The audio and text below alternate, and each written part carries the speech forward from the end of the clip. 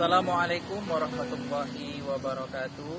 Alhamdulillah, alhamdulillahi rabbil alamin. Wassalatu wassalamu ala asrofil anbiya'i wal mursalin wa ala alihi wa sahbihi ajma'in, amma ba'd. Alhamdulillah adalah ucapan yang patut kita tancapkan dalam hati dan sanubari kita selaku hamba dari Allah Subhanahu wa Ta'ala. Karena tidak ada kenikmatan di dunia ini yang tidak pernah Allah berikan kepada kita, karena kenikmatannya telah Allah sempurnakan kepada kita selaku hambanya. Dan ketika kita diberikan kenikmatan oleh Allah Subhanahu wa Ta'ala, maka sepantasnya lah kita mengganti kenikmatan itu dengan ketakwaan kita kepada Allah Subhanahu wa Ta'ala. Oleh karenanya, bagi setiap orang yang mendapatkan satu kenikmatan, maka haruslah ditebus dengan juga satu ketaatan pada Allah Subhanahu wa Ta'ala. Salawat serta salam marilah kita haturkan kepada junjungan kita Nabi Agung Muhammad sallallahu alaihi wasallam. Allahumma shalli ala sayyidina Muhammad wa ala alihi wa sahbihi ajma'in. Seorang manusia yang hidup selama 63 tahun menjadi contoh dan teladan bagi kita semua. Dan tentunya ketika kita mengambil idola, maka sepantasnya lah Nabi Muhammad sallallahu alaihi wasallam menjadi idola kita. Karena ketika kita menjadikan idola artis, idola kita seorang idol K-pop ataupun yang lainnya, maka dia tidak akan dapat menyelamatkan kita ketika kita akan dijatuhkan ke dalam api neraka. Tapi Nabi Muhammad sallallahu alaihi wasallam dapat memberikan syafaatnya ketika kita nanti akan terjerumus kepada kesesatan di dunia ini. Oleh karenanya, menjadikan idola Nabi Muhammad sallallahu alaihi wasallam adalah suatu keharusan bagi setiap orang yang beriman dan orang muslim.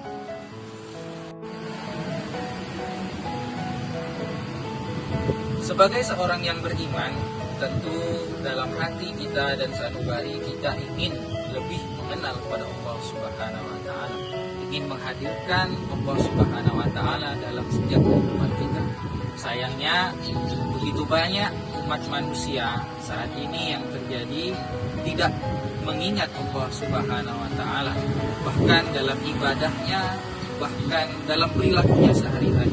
Bisa kita lihat bagaimana ketika saat ini kita membaca berita, baik itu berita di HP maupun di koran yang dalam bentuk digital maupun yang bentuk tulisan, maka kita akan melihat begitu banyak kejadian fenomena-fenomena saat ini banyak mengandung dosa. Banyak anak-anak yang durhaka kepada orang tuanya, bahkan rela memukul dan membunuh orang tuanya.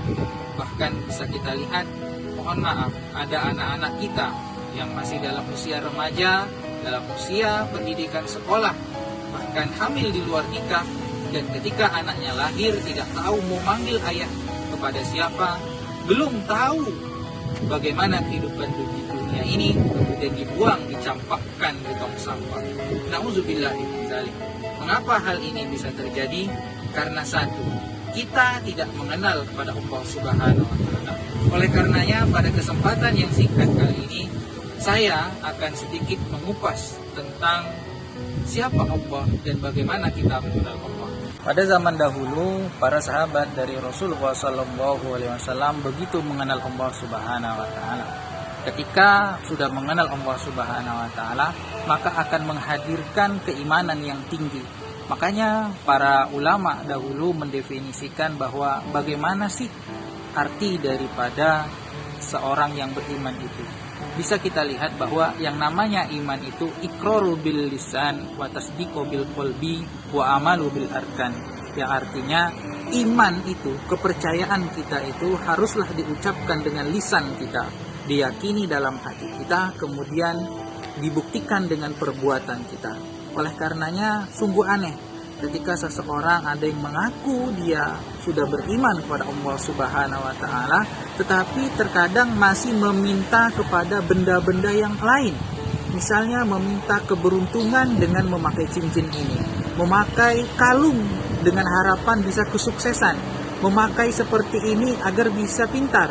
Bahkan tak jarang bisa kita bayangkan kepada anak-anak kita yang masih SMP, masih sekolah, mereka masih menggunakan berbagai cara untuk supaya mendapatkan yang namanya kepintaran ataupun ilmu pengetahuan. Padahal ilmu pengetahuan itu datangnya daripada Allah Subhanahu wa taala, dan harusnya kita meminta kepada Allah Subhanahu wa taala supaya agar pemikiran kita dan tindak tanduk kita diridhoi oleh Allah Subhanahu wa taala.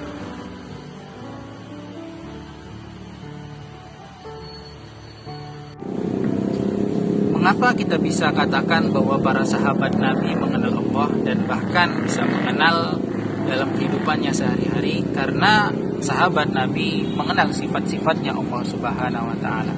Dan begitu juga kepada kita. Seandainya kita ingin lebih mengenal Allah, maka kita harus lebih mengenal sifat-sifatnya. Salah satu caranya adalah dengan Asmaul Husna. Asmaul Husna yang pertama, yang paling sering kita ucapkan adalah Ar-Rahman Ar-Rahim. Begitu maha pengasih dan maha penyayangnya Allah. Allah memberikan kasihnya, tidak pernah pilih kasih, semuanya Allah berikan. Bahkan orang yang tidak beragama Islam pun dikasihi oleh Allah Subhanahu wa taala. Tidak ada bisa kita lihat, bahkan orang gila pun tetap dikasih oleh Allah. Bagaimana dia bisa hidup, bisa makan dan sebagainya?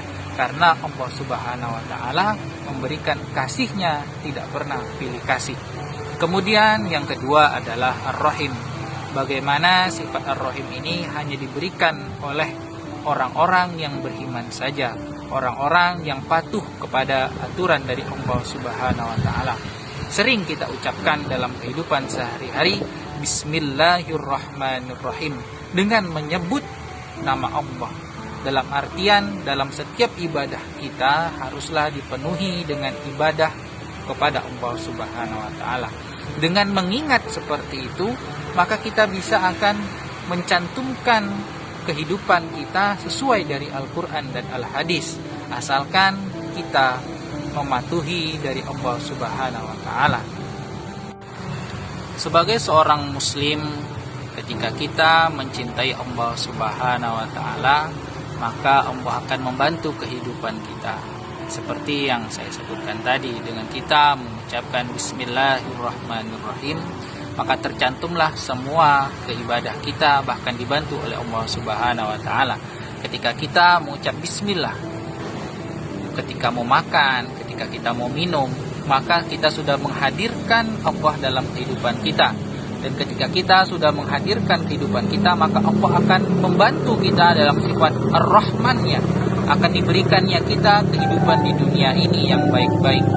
Ketika kita sudah mendapatkan kehidupan yang baik, maka Allah juga akan bantu dengan sifat Ar-Rahim-Nya. Dengan kasih sayangnya Allah akan menambahkan keimanan kita dan akan mengumpulkan kita di surganya kelak.